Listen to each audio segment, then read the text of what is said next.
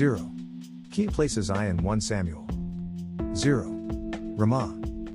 A. Samuel was born in Ramah.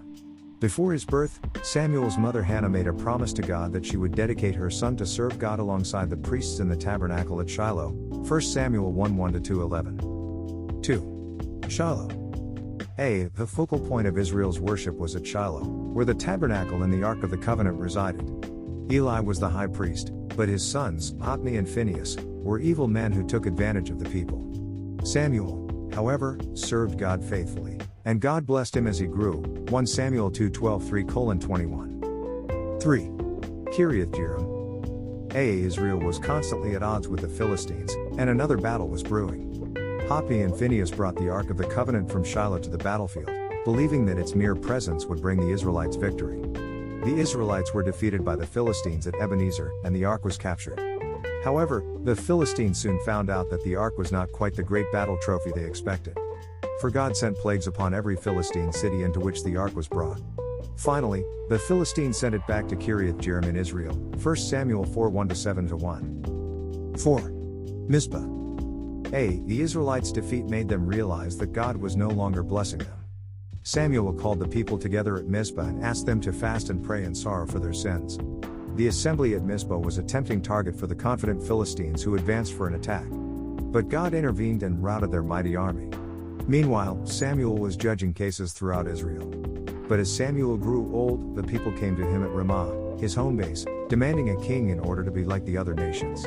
At Mizpah, Saul was chosen by sacred appointment to be Israel's first king with the blessing, but not the approval, of God and Samuel, 1 Samuel 7:2-10-27. 5. Gilgal. A battle with the Ammonites proved Saul's leadership abilities to the people of Israel.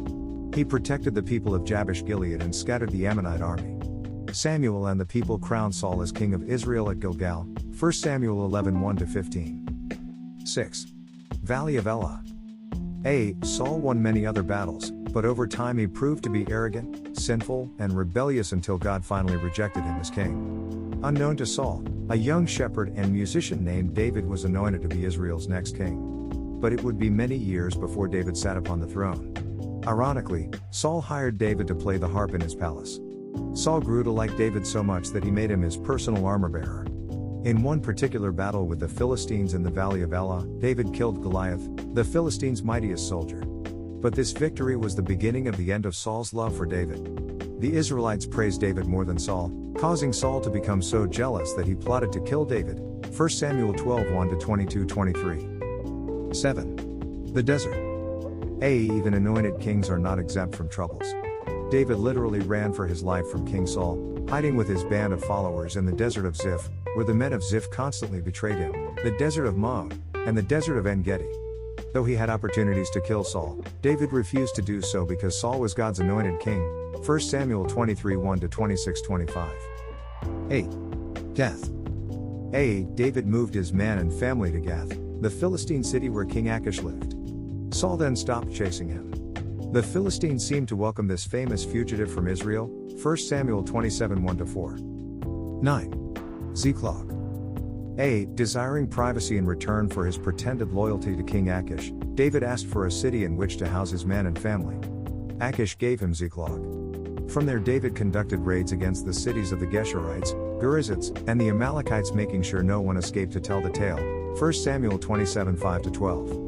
David later conquered the Amalekites after they raided Ziklag, 1 Samuel 31-31. 10. Mount Gilboa. War with the Philistines broke out again in the north, near Mount Gilboa. Saul, who no longer relied on God, consulted a witch in a desperate attempt to contact Samuel for help.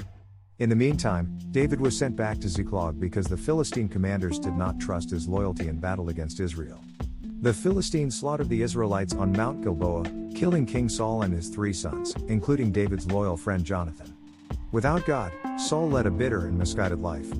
The consequences of his sinful actions affected not only him, but hurt his family and the entire nation as well. 1 Samuel 28:1-31-13.